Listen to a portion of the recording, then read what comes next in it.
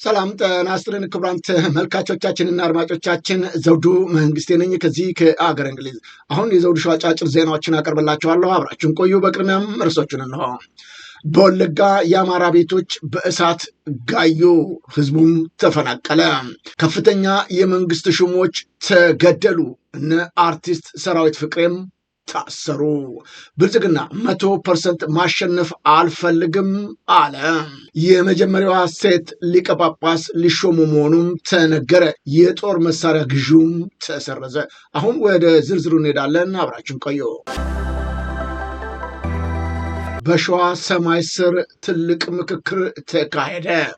የአማራ ፋኖ ደቡብ አማራ ቀጠና አሳምነው እዝ እና ሸዋ ጠቅላይ ግዛት እዝ የወንድማማዊና ጓዳይ አንድነት ፕሮግራም ሁለተኛው መድረክ በሸዋ ሰማይ ስር መካሄዱ ነው የተገለጠው።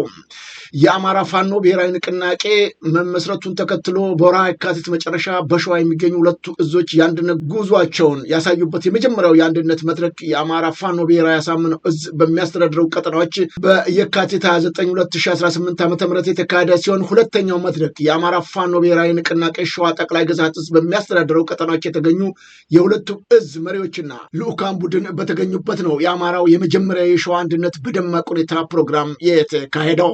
ሁለቱ ወንድማማች እዞች ሁለተኛውን መድረክ መጋቢት 14 2018 ዓ.ም አንድ ሆነን የህዝባችንን የሁሉና አደጋ እንቀለብሳለን በሚል መሪ ቃል ነው የተከበረው።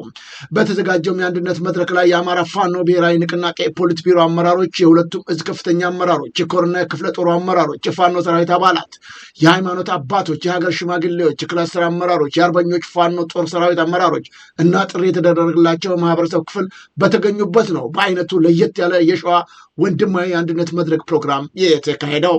የአማራ ፋኖ ብሔራዊ ንቅናቄ ተቀዳሚ ምክትል ሰብሳቢ አርበኛ መከታው ማሞና የአንድነት አመቻች ኮሚቴው ሰሞኑን ለተከታታይ ቀናት በየደረጃው ለሚገኙ አመራሮች የሸዋ አንድነቱን ሂደት የማስረዳት ሰፊ መድረኮች የተካሄደበት ሲሆን በትላንትናው ዕለትም የተጀመረውን የሸዋ ወንድማዊነት አንድነት መድረክ የሚያጠናክር ሁለተኛ መድረክ ሆኖ ተካሂደዋል። አርበኛው በመክፈቻ ንግግሩም ይህን የሸዋ አንድነት ይመጣ ዘንድ ከሀገር ውጭ በሆነ በሀገር ውስጥ ከጎንደር፣ ከጎጃም፣ ከወሎ ቤተ አማራ እና በሸዋ የሚገኙ የትግሉ ደጋፊዎች እና ሌሎች የማህበረሰብ ክፍሎች እንዲሁም ደከመኝ ሰለቸኝ ሳይሉ ለሸዋ አንድነት በሀሳብም ሆነ በአካል ለተሳተፉ ታላቅ ምስጋና በማቅረብ ነው የህይወት መስዋዕትነት ተከፍሎበት የመጣውን አንድነት በየደረጃው የሚገኝ አመራር ሰራዊታችን እንዲሁም የማህበረሰባችን ክፍል ጠብቆ በመያዝ የግል ፍላጎታቸውን ካነገቡ ጸረ አንድነት በጋራ መታገል እንደሚያስፈልግ መልእክቱን አስተላልፈዋል። የአማራ ፋኖ ብሔራዊ ንቅናቄ ደቡብ አማራ ቀጠና አሳምነው እዝ ሰብሳቢ አርበኛ ኢንጂነር ደሳለኝ ሲያስብ ሸዋም በተዘጋጀው መድረክ ላይ ባደረገው የመክፈቻ ንግግር ከመቅረት ማርፈድ ይሻላልና እኛም የሸዋ ወንድማማቾች በተለያዩ ጎራ በተሰለፍንበት ወቅት ለመደበኛ ጠላታችን ሰፊ ክፍተት በመፍጠራችን የበደልነውን ህዝብ ለመካስ በርካታ ስራዎች በጋራ ሰርተን እንድናሳይ ሲል ለመላው የአማራ ፋኖ አባላትና ለመድረኩ ታዳሚዎች መልእክቱን አስተላልፏል። በመድረኩ ላይ በየደረጃው የሚገኙ አመራሮች የሸዋ ወንድማማችነትና አንድነትን በማስመልከት መልእክት ያስተላለፉ ሲሆን የአማራ ፋኖ ሸዋ ጠቅላይ ግዛት ህዝብ ግንኙነት መምሪያ ኃላፊ አርበኛ አበበ ሙላቱ መድረኩን በተሳካ ሁኔታ የመራው ሲሆን የእዝ ወታደራዊ ኪነት ቡድንም የመድረኩን ድምቀት በመሆን የተለያዩ ትምህርት አዘል መልእክቶችን የአባቶችን ጥበብ ተላብሰው ለታዳሚውም አስተላልፈዋል። የአማራን ህዝብ ህልውና በምርጫ ኮረጆ ጠቅልለው ለአገዛዙ ሊያሻሽጡ የሚንደፋደፉት ላይ ልዩ ኦፕሬሽን በማድረግ ላይ እንገኛለን አለ የአማራ ፋኖ ብሔራዊ ንቅናቄ። በደብረ ማርቆስ ከተማ አብማ ክፍለ ከተማ የምርጫ ቁሳቁስ ተሸክመው በነበሩ የፖሊስ አባላት ላይ ነው በተወሰደው እርምጃ የክፍለ ከተማው ጸጥታ ኃላፊ ሆነው ኮማንደር ቢያልፍ መኮንን ጨምሮ 4 አገዛዙ አገልጋይ ፖሊስ አባላት መደምሰሳቸው የተገለጸው። ሌሎች የማህበረሰብንም በማስገደር ምርጫ መዝገባ እያደረጉ የነበሩ ፖሊስና የብልጽግና አመራር አባላትንም ከባድ እና ቀላል ቁስለኛ መሆናቸው ታውቋል።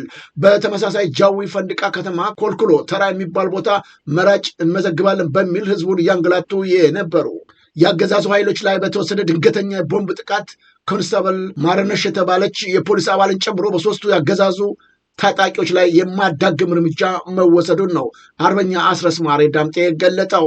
ራሱን በመከላከል ላይ ያለ ከፊሉን የኢትዮጵያ ግዛት ወታደራዊ አገዛዝ ስር ያደረገ ማህበራዊ ተቋማትን ምሽግ ያደረገ አየር ኃይሉን ለባዕዳን ያስረክቦ ጦረኛ አገዛዙን አስመርጣሉ ብሎ የሚንደፋደፈው ፖሊስ ተመሳሳይ ዕጣ ይገጥመዋል ነው ያለው አርበኛ አስረስ ማሬ ዳምጤ።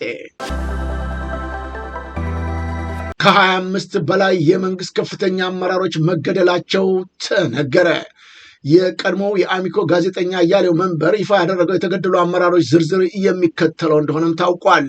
አቶ ደሳለኝ አስረድ የክልሉ ርዕሰ መስተዳደር የኢኮኖሚ አማካሪ፣ አቶ ወርቅነህ እንደግ የክልሉ ምክር ቤት የህግና ፍትህ ቋሚ ኮሚቴ ሰብሳቢ፣ አቶ ፍቅሩ አዱኛ የእብነት ወረዳ ወጣቶች ህጻናት ኃላፊ፣ አቶ አዲሱ ቸኮል የእብነት ወረዳ ጸጥታ ኃላፊ፣ አቶ አስሬጌትነት የእብነት ወረዳ ጤና ጽሕፈት ቤት ምክትል ኃላፊ፣ አቶ አቡዬ የእብነት ወረዳ ሚሊሻ ኃላፊ፣ አቶ አማረ የእብነት ወረዳ የፓርቲ ኦዲት ምክትል ኃላፊ፣ አቶ ይልቃል አባተ የእስቴ ወረዳ ወጣቶች ስፖርት ኃላፊ፣ አቶ እያየ ዳኛው የታች ጋይንት ወረዳ ሰላምና ጸጥታ ኃላፊ፣ መቶ አለቃ ቢሰጥ አሰፋ የስማዳ ወረዳ ሚሊሻ ጽሕፈት ቤት ኃላፊ፣ ኢንስፔክተር ጌትነት አሻግሬ የስማዳ ወረዳ ፖሊስ ጽሕፈት ቤት ኃላፊ፣ አቶ አበበው እንዲፍራው የላይ ጋይንት ወረዳ ስራ ስልጠና ምክትል ኃላፊ፣ አቶ ፋንታውን የንፋስ መውጫ ከተማ ሚሊሻ ጽሕፈት ቤት ኃላፊ፣ አቶ እስቲበል ጓዴ የደራ ወረዳ ዋና አስተዳዳሪ፣ አቶ ፋንታውን ድረስ የደራ ወረዳ የብልጽግና ጽሕፈት ቤት ኃላፊ፣ አቶ ተመስገን ሸዋስ የሐሙሲት ክፍለ ከተማ ከንቲባ፣ አቶ አበባ አድማሱ የደራ ወረዳ ፖሊስ ሰው ኃይል አስተዳደር፣ ኢንስፔክተር ጌታቸው ሸርብ የደራ ወረዳ ፖሊስ አዛዥ፣ አቶ ታከለ ወርቄ የወንጀል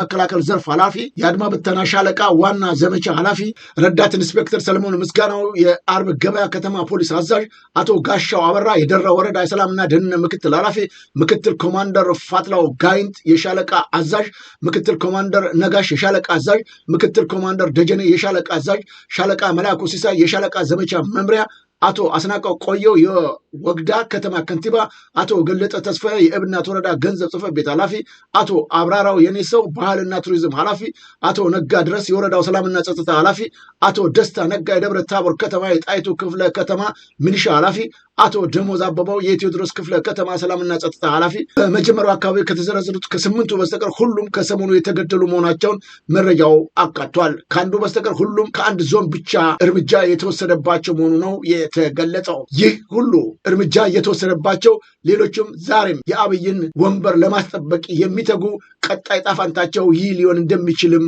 ተገልጧል። እነ ሰራዊት ፍቅሬ በቁጥጥር ስር ዋሉ። የፌዴራል ፖሊስ ሀገሪቱን እያነጋገረ ባለውና የበርካታ ዜጎችን ሀብት ባወደመው የፊንቴክ ኢንቨስትመንት የኤሌክትሪክ መኪና ሽያጭ ማጭበርበር ወንጀል ነው የተጠረጠሩት ታዋቂ አርቲስቶችና የማህበራዊ ሚዲያ ተጽዕኖ ፈጣሪዎች በቁጥጥር ስር ውሎ ምርመራ መጀመሩ የታወቀው። በዚሁም መሰረት አንጋፋው አርቲስትና የማስታወቂያ ባለሙያ ሰራዊት ፍቅሬ፣ አርቲስት ዳንኤል ተገኝ፣ አርቲስት ይገረም ደጀኔ፣ አርቲስት አብርሃም ግዛው እንዲሁም በማህበራዊ ሚዲያ ሰፊ ተከታታይ ያላቸው መንሱር ጀማል እና ወንድም ኳሊድ በቁጥጥር ስር ከዋሉት መካከል ይገኙበታል። የእነዚህ ታዋቂ ሰዎች መታሰር ዋነኛ ምክንያት ከተጠርጣሪው አጭበርባሪው ድርጅት ጋር በመተባበርና ማስታወቂያ በመስራት የህዝብን አመኔታ አላግባብ በመጠቀማቸው እንደሆነ ነው የተገለጸው። ድርጅቱ የቢዋይዲ ሲገል የኤሌክትሪክ መኪናዎች በ950 ሺህ ብር ቅድመ ክፍያ በ3 ወር ውስጥ አስረክባለሁ በማለት ነው ከ450 በላይ ከሚሆኑ ዜጎች ወደ 600 ሚሊዮን ብር ገደማ ሰብስቦ መሰሩን ህብረተሰቡ ላይ ከፍተኛ ኢኮኖሚና የስነ ልቦና ቀውስ ፈጥሯል የተባለው በዚሁ ምክንያት ነው እነዚህ ታዋቂ ሰዎች ለእስር የተዳረጉት። ብልጽግና 100% ማሸነፍ አልፈልግም አለ። ለመሆኑ ማሸነፍህንስ አውቀዋልን የሚል ጥያቄም ተነስቶበታል።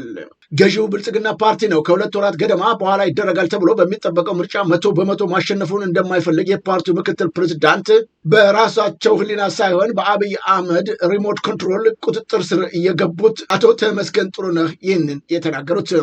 ተመስገን በወቅታዊ ጉዳዮች ላይ በሰጡትን ማብራሪያ ፓርቲያቸው ብልጽግና ሌሎች ተፎካካሪ ፓርቲዎች ቢገቡ ወይም ቢመረጡ ደስ ይለዋልም ብለዋል። ለዚህም እንደ ምክንያት ያቀረቡት የተለያዩ ድምፆች እንዲሰማ ይፈልጋል የሚል መሆኑ ነው የፓርቲው ምክትል ፕሬዝዳንት የተናገሩት። ከብልጽግና ጎን ለጎን ድምፃቸው እንዲሰማ ይፈልጋል የተባሉት ተፎካካሪ ፓርቲዎችም የማያልፏቸው ቀይ መስመሮች እንዳሉም ጠቁመዋል። ተፎካካሪ ፓርቲዎቹ የማይነኳቸው ቀይ መስመሮች ተብለው በአቶ ተመስገን የተጠቀሱት የሀገር ህልውና፣ የሀገር ዳር ድንበር፣ የሀገር ሰላም ላይ ከገዢው ብልጽግና ጋር ተመሳሳይ አቋም መያዝ እንዳለባቸውም ጠቁመዋል። በሰባተኛው ዙር ሀገር አቀፍ ምርጫ ገዢው ብልጽግና ፓርቲ ለፓርላማ ክልሎችና ለከተማ አስተዳደሮች መቀመጫ ላይ ሙሉ በሙሉ እጩ አላስመዘገበም። በአዲስ አበባ ከተማ የኢዜማ አመራሮች በሚወዳደሩባቸው 2 ምርጫ ክልሎችም ላይ ብልጽግና እጩ አላቀረበም ነው የተባለው። በአዲስ አበባ በተጨማሪ በሌሎችም አካባቢዎች የፓርላማና የክልል መቀመጫዎች ላይ እጩ ያላቀረበባቸው ምርጫ ክልሎች መኖራቸውም ተዘግቧል። የገዢው ብልጽግና ፓርቲ ፕሬዝዳንት አብይ አህመድ በዘንድሮ ምርጫ የተቃዋሚዎችን ድምፅ የሚሰማበትና አውድ ለማስፋት ይሁነኝ ብለን እንሰራለን ማለታቸውም አይዘነጋም። የመጀመሪያዋ ሴት ሊቀ ጳጳስ ሊሰየሙ መሆኑ ተነገረ። ከ597 ዓ.ም ጀምሮ በወንዶች ብቻ ተይዞ የቆየው የእንግሊዝ ቤተክርስቲያን ከፍተኛ የስልጣን እርከን ዴማሴራ ሙላሌ ለመጀመሪያ ጊዜ ሊረከቡ መሆኑም ታውቋል። በቀድሞ የነርስነት ሙያቸው በለንደን ጳጳስነታቸው የሚታወቁት ዴም ሳራ በታሪክ 106ኛው የካንተርበሪ ሊቀ ጳጳስ በመሆንም ይሾማሉ ነው የተባለው። በሹመቱ ስነስርዓት ላይም የዌልስ ልዑልና ልዕልት እንዲሁም ጥሪ የተደረገላቸው ከ2000 በላይ እንግዶች የሚገኙ ሲሆን አዲሷ ተሿሚም የመጀመሪያ ስብከታቸውን ያሰማሉ ተብሎ ይጠበቃል። ዴም ሳራ ይህ ሹመት በቤተ ክርስቲያኗ ውስጥ የሴቶቹን ድምፅ ይበልጥ ለማጎልበት ትልቅ እድል መሆኑንም ገልጸዋል። የጦር መሳሪያ ግዢው ተሰረዘ። ሳውዲ አረቢያ ነች ለሱዳን ጦር ልታቀርብ የነበረውን የጦር መሳሪያ ግዢ የሰረዘችው። ሳውዲ አረቢያ በጀነራል አብዱልፈታህ አልቡርሃይ ለሚመራው የሱዳን ጦር ኤስኤኤፍ ልታቀርብ የነበረውን የጦር መሳሪያ ግዢ ውል መሰረዟም ተሰምቷል። እንደ አፍሪካ ኢንቴሊጀንስ ዘገባ ከሆነ ይህ የሳውዲ ውሳኔ በሱዳን እየተካሄደ ባለው ጦርነት ላይ የሪያድ አቋም መቀየሩን የሚያሳይ ሊሆን ይችላልም ነው የተባለው። ለስምምነቱ መፍረስም በምክንያት የተጠቀሱት በሱዳን ጦር ውስጥ የታየ ያለው መከፋፈልና አልቡርሃይ ለእስላም ወንድማማችነት ህብረት ጋር ያላቸውን ጥብቅ ቁርኝነትና በቅርቡም በአካባቢው የተከሰተውን የአሜሪካንና ኢራን እስራኤል ውጥረት የሳውዲ የተባበሩት አረብ ኤሚሬቶች በአንድ ወገን ማሰለፉ ነው። ይህ እርምጃ አልቡርሃይ ከገልፍ አገሮቻቸው የሚያገኙትን ወታደራዊ ድጋፍ ለከፍተኛ ፈተና ጥሎባቸዋል። ኢራናውያን ከዱባይ ተባረሩ። በተባበሩት አረብ ኤሚሬቶች የሚገኘው የኢራን ሆስፒታል በመዘጋቱ ምክንያት ነው የሕክምና ባለሙያዎችና ሰራተኞች መኖሪያቸውን ለቀው እንዲወጡ የተደረጉት። ሰራተኞቹ እንዲለቁ የተሰጣቸው የአንድ ወር ጊዜ ገደብ ወደ 1 ዓመት ዝቅ እንዲል የተደረገ ሲሆን በትላንትናው ዕለት የመልቀቂያ ሂደቱ ተጠናቋል ነው የተባለው። ይህ ድንገተኛ ውሳኔ መኖሪያ ፈቃዳቸው ወይም ቪዛ ከሆስፒታሉ ጋር የተያያዘ በነበሩ ዶክተሮችና ነርሶች ላይም ከፍተኛ ተጽዕኖ ማሳረፉም ታውቋል። ቪዛቸው የተሰረዘባቸው እነዚህ ባለሙያዎች በአፍጋኒስታን እና በሌሎችም ሀገራት በኩል ወደ ኢራን ለመመለስ ተገደዋል። ቀደም ሲል በዱባይ የሚገኘው የኢራን ትምህርት ቤቶችን በተመሳሳይ ሁኔታ መዘጋታቸው አይዘነጋም። በመጨረሻ ክቡራን ተመልካች አድማጮቻችን በወለጋ እየተፈጸመ ያለውን ግፍና በደል በተመለከተ ከስፍራው አሁን አንድ እንግዳ አግኝቻለሁ። ምን እየተፈጸመ እንዳለ ጉዳዩን ያብራራልናል። በጣም አመሰግናለሁ ወንድማችን። በጣም በሚያሳዝን ሁኔታ በመከላከያ ኃይል ላይ የተወሰደውን እርምጃ በዘገባ አድርገናል በትላንትናውም ዕለት። ዛሬ ደግሞ በሚያሳዝን ሁኔታ በዚሁ በወለጋ ምድር የሚገኙ አማሮች ላይ ከፍተኛ ግፍ በመፈጸም በጣም በርካታ የአማራ ቤቶችን ማቃጠላቸውና በሰውም ላይ ጉዳት ማድረሳቸውን ነው መረጃ እየደረሰኝ ያለውና ይህ ችግር የት አካባቢ ነው የተፈጠረው? እስቲ ለተመልካች አድማጮቻችን ብታብራራልኝ። እሺ፣ አመሰግናለሁ። ሊሙ ወረዳ መንደራ እንዳርቁምቢ የምትባለው አካባቢ ያው ከዛም በፊት ውጊያዎች ሲካሄዱ ነበረ። ግን ያንን ውጊያ በመሸነፋቸው እነሱ ደግሞ በሌላ በኩል ቀጠና ቀይረው መንደራ እንዳርቁምቢ የሚባል አካባቢ ላይ ያው ህግ ሚኒሻ ነው የሚጠብቃቸው። እዛ አካባቢ ያለ አማሮችን አብረው ከኦሮሞ ህዝብ ጋር ነው የሚኖሩት። እናም ወረዳው እንግዲህ በአማራ ላይ እስካሁን ድረስ እየፈጸመ ያለው ግፍ በወረዳው ትእዛዝ ነው እየተፈጸመ ያለው ማለት ነው።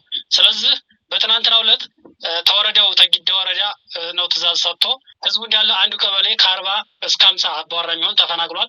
ህዝቡም ተዘርፏል። እንግዲህ እዛ አካባቢ ያሉት ዘመዶቻችንም ያው ህይወታቸውን እንደምን ብለው አስመልጠው ወደ ሌላ ወገን ሄደው ተጠግተው ተጠልለው ነው ያሉት ማለት ነው። ስለዚህ አሁን እኛ አካባቢ ላይ በተለይ ወለጋ አካባቢ እንደሚታወቀው ግፉ ከ2 ዓመት 3 ዓመት በፊት እየጀመረ ነው። አሁንም እንደቀጠለ ነው ያለው ማለት ነው። እኛ የወለጋ አማሮች የወጣንበት ወይም የምንታገለው አሁንም እየገደለን ስላለ አትግደሉን እያልን ነው እየታገልን ያለ ነው ማለት ነው። ወንዱ ጠቅላላ ሁሉም ወጥቷል እየታገለን ያለ። ለመንግስት ግልበጣ ወይም ለስልጣን አይደለም የወጣው የወለጋ አማራ። አቀሉ እየዘረፉ እየገደሉ ያሉት ሴቱን፣ ህፃኑን፣ ደካማውን ነው ይሄንን ግፍ እየፈጸሙ ያሉት ማለት ነው። ሌላው ግን ወንዱ ጠንካራ ወጣቱ እየታገለን ያለ። አመሰግናለሁ። ለመጨረሻ በሊሙ ወረዳ መንደር አንድ አርቁምቢ ቀበሌ የሚኖሩ የአማራ ቤቶችንና ንብረቶችን ነው አሁን አቃጠሉ እያልከኛለሁ። ይህንንስ ማን ነው የወሰደው? ይህንን ራሱ የወረዳው አስተዳደር ነው? ልዩ ኃይል ነው? መከላከያ? ማን ነው ይህንን እርምጃ የወሰደው? አማራ ህብረተሰቡ ላይ ነው ነጥለው ጉዳት እያደረሱ ያለ። እንዲህ አጠቃላይ ሊሙ ወረዳ የሚባለው ከዛሬ 4 ዓመት 3 ዓመት በፊት ቢያንስ ብልጽግና ወደ ስልጣን ከመምጣቱ ጀምሮ እንዳጠቃላይ ወረዳውን አማራዎችን እዛ አካባቢ ያሉ አማሮችን ከወረዳው አጽድቷል ማለት ነው። ግን አልፎ አልፎ አሁንም ወደ ጊዳ ወረዳ ድንበር ላይ አሉ ነበር እነዚህ መንደር እንዳርቁምቢ ምናምን መንደር 6 በባለፈው ተቃጥሏል። አሁን ደግሞ መንደር እንዳርቁምቢ የምትባለው እንዳጠቃላይ ከአማራ ለማጽዳት እየሰራ ነው ያለ ማለት ነው። ይሄ የሊሙ ገሊላ ወረዳ ማለት ነው። ስለዚህ አሁንም ቢሆን እኛን ለመግደልና ማፈናቀል እየቀጠለ ስለሆነ እኛ ደግሞ ያለ የሌላችን ህይወታችን እስከምታልፍ ድረስ ተደራጅተን ይህንን የአማራውን ጠላት እየታገል እንገኛለን። ጽንፈኛ እያሉ እኛን የሚፈርጁን እኛ ጽንፈኞች አይደለንም። ህይወታችንን ለማትረፍ ጫካ የገባን ልጆች ነን እንጂ ሆን ብለን እኛ ህዝብ ለመጨፍጨፍ የኦሮሞን ህዝብ ለመጨፍጨፍ ለመዝረፍ ከመንግስት ጋር ጦርነት ፈልገን አይደለም እኛ ጫካ የወጣ ነው ማለት ነው። አመሰግናለሁ። እንግዲህ በጣም በሚያሳዝን ሁኔታ ቤት ንብረታችሁን እንደዚህ አቃጥለው አንድደውታል። የሚያሳዝን ነው። ግን ባለፈውም በተለይም በትግሉ ላይ ያላቸው በርካታ የመከላከያ ኃይል ጭምር ሳይቀር መማረኩ ይታወቃል። ይህስ የመከላከያ ኃይል እናንተ ማገዝና መርዳት ሲገባው ለምንድን ነው ከእናንተ ጋር ተጨማሪ ጦርነት የፈለገው? እንደሚታወቀው በባለፈው ያው በቀን 14 በተካሄደው ጦርነት እንግዲህ በዛን ሰዓት እኛ የመከላከያ ሰራዊቶች ጋር ለመግጠም ፍላጎትም አላማም የለንም። የወጣ ነው መንግስት ኃይሎች ጋር ትክክለኛ መንግስት ኃይል ጋር ለመግጠም አይደለም የወጣ ነው። እኛ በመንግስት ስም የእኛን ህዝብ የሚጨፈጭፈውን አካል እኛ ህዝብ ላይ ጉዳት ሲያደርስ ለመግጠም ነው የወጣ ነው። እኛ በዛን ሰዓት እንግዲህ ምን ተፈጠረ መሰለ፣ እሱ የተቀመጠበት ራሱን የቻለ ካምፕ ባለው መከላከያ ሰራዊቱ የእኛ ልጆች ራቅ ብሎ ተቀምጠው ያው እንተያያለን፣ እነሱም ያዩናል። እነሱ ጋር ለመንካት እኛ ምንም አላማም የለንም። ግን በዛን ሰዓት ምንድነው የተፈጠረው? እነሱ በሶስት ከረዲፍ ሆነው የኛን ልጆች ለመክበብ መጡ። መጨረሻ ላይ ሲመጡ እንኳን የኛ ልጆች ለመግጠም አልፈለጉም፣ ሸሹ፣ ቦታውን ለቀቁላቸው ማለት ነው። ቢያንስ 2 ኪሎ ሜትር የሚሆን ተከተሏቸው ወዲያ። ከዛም በኋላ እንግዲህ ያው ምን ታደርጋለህ፣ ምንድነው የሚባለው አባባል አለ፣ ኧረ ተው ጥላቴ ስሸሽ አታባረኝ፣ ለአንተም ግፉ በዛ እኔንም መረረኝ የሚባል አባባል አለና ከዛም በኋላ ያው ተኩስ ተጀመረ ማለት ነው። ተኩስ ሲጀመር እንግዲህ ሲያባረር የነበረው ሰራዊት ወታደር ዲሽካውንም ስናይፐሩን ብሬኑንም ጥሎ የትም ነው ወድቆ የተገኘው ማለት ነው። እና የዛን ሰዓትም እኛ ፈልገ ነው አይደለም፣ እሱ ስላባረርን እሱ ስለገፋን ነው እንጂ እኛ ፈልገ ነው አይደለም ለማለት ነው። በጣም አመሰግናለሁ ወንድማችን። እንግዲህ የተቻላችሁን ጥረት እያደረጋችሁ ነው የምትገኙት። ይህንኑ መረጃም ለዓለም አቀፉ ማህበረሰብም በተለይም ደግሞ ይህንን የፋኖን ትግል በማገዝ በመርዳት በኩል ላሉ ወገኖቻችን እንዲደርስላችሁ የበኩላችንን ጥረት እናደርጋለን። እንደው ለመጨረሻ የምታስተላልፈው መልዕክት ካለ ልቀበል። አሁንም እኔ ለዓለም አቀፉ ማስተላለፍ የምፈልገው እኔ ወለጋ ታጥቀን የምንንቀሳቀሰው ከመንግስት ጋር ለመግጠም አላማም የለንም። አትግደሉን፣ አታፈናቅሉም ብለን ነው እየታገልን ያለ ነው። አሁንም ከኛ ህዝብ ላይ ለማፈናቀል ለመግደል የመጣን አካል እኛ ሙተን ህዝባችን ይፈናቀል ብለን ስለወጣን ለመግጠማችን መታገላችን ይቀጥላል ማለት ነው። ስለዚህ ዓለም አቀፉ እንዲያውቅልን የምፈልገው እኛ ፈልገን ከመንግስት ጋር እንዳልወጣንና የወጣንበት ዓላማችን አንገደልም ብለን ወደ ጫካ እንዲወጣን እንዲያውቅልን ነው የፈለግኩኝ ነኝ። ከልብ አመሰግናለሁ። እግዚአብሔር ይስጥልኝ። እግዚአብሔር ይርዳችሁ። መልካም ጊዜ። አመሰግናለሁ። እግዚአብሔር እንግዲህ ክቡራን ተመልካች አድማጮቻችን ወለጋ ዛሬም የደም መሬት እንድትሆን የፈቀደው አብይ አህመድና ሽመልስ አብዲሳ በዚህ ሁኔታ ንጹሐንን እየጨፈጨፉ ሀብት ንብረታቸውን እየዘረፉ ቤታቸውን እያቃጠሉ በመንቀሳቀስ ላይ እንዳሉ ነው የሚታወቀው። ዛሬም ጭምር እንዲህ አይነት ግፍና በደል የሚፈጽመው በኢትዮጵያ ምድር ላይ ነው። መከላከያ ለንጹሐን ወይም ደግሞ ለተጎዱ ወገኖች መቆም ሲገባው፣ ይሁን እንጂ እርምጃ እየወሰደ የሚገኘው የአብይ አህመድን ወንበር ለማስጠበቅ መሆኑ እጅግ አሳዛኝ አድርጎታል ጉዳዩን። ክቡራን ተመልካቾቻችንና አድማጮቻችን ለአሁኑ ያቀረብኩላችሁ የዘውዱ ሾው አጫጭር ዜናዎች እነዚህን ይመስሉ ነበረ። በቀጣይ ዝግጅታችን እስከምንገናኝ የዘውዱ ሾው ሚዲያን ሼር፣ ላይክ እና ሰብስክራይብ በማድረግ ወዳጅ ቤተሰቦቻችን እንድትሆኑ ከወዲሁ በማክበር እንጋበዛለን። ከዜናዎቹ ጋር አብሬያችሁ የነበርኩትን የዘውዱ መንግስት የነበርኩኝ። ጤና ይስጥልኝ።